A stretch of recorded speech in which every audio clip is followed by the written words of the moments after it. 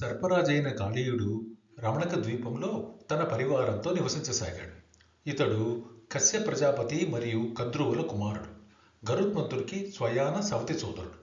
ఒకరోజు జన్మ విరోధి అయిన గరుత్మంతునితో ముఖాముఖి పోరాడవలసి వచ్చింది.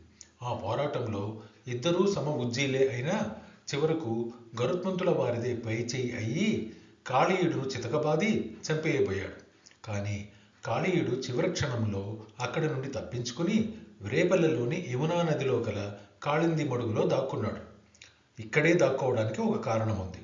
పూర్వం సౌబరి అనే ముని ఇచ్చిన శాపం కారణంగా గరుత్మంతుడు ఇందులోకి ప్రవేశించలేడు. కనుక అక్కడే స్థిర నివాసం ఏర్పరచుకున్నాడు. వ్రేపల్లె ఒక అందమైన ప్రదేశం, భూతల స్వర్గం. అందులో శ్రీకృష్ణుడి లీలలు, గోపికలతో నాట్యగానాలు, గోపబాలులతో ఆటలు, ఈ విధంగా ఆనందంగా గడుస్తున్న సమయంలో ఈ కాళీయుడనే వాడి ప్రవేశం వల్ల కాళింది మడుగు మొత్తం విషపూరితమైంది. పశువులు, చేపలు, పక్షులు మరణించసాగాయి. దీంతో వ్రేపల్లె వాసులు శ్రీకృష్ణుడికి పరిస్థితి వివరించారు. దీంతో శ్రీకృష్ణుడే స్వయంగా కాళింది మడుగుకు వచ్చి పరిస్థితిని తెలుసుకున్నాడు.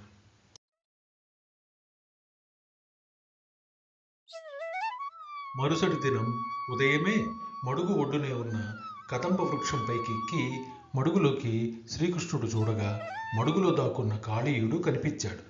దాంతో చటుక్కున్న మడుగులోకి దూకి కాళీయుడితో తలపడ్డాడు. కాళీయుడు తన శరీరంతో కృష్ణుణ్ణి చుట్టేశాడు.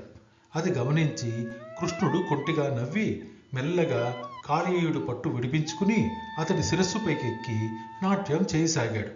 ఈ దృశ్యం చూసిన దేవతలు పూలవాన కురిపించారు.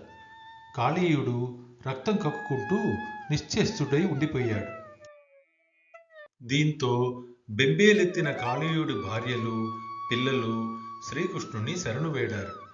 శ్రీకృష్ణుడు వారికి అభయమిస్తూ ఇకపై మీరు ఈ మడుగులో ఉండరాదని, వేరే ఎక్కడైనా జనావాసానికి దూరంగా నివసించండని చెబుతూ తాను నాట్యం చేసిన కారణంగా కాళీయుడి శిరస్సుపై తన పాదముద్రలు ఏర్పడ్డాయని, అవి చూస్తే గరుత్మంతుడు మీ జోలికి రాడని చెప్పి వారిని సాగనంపాడు.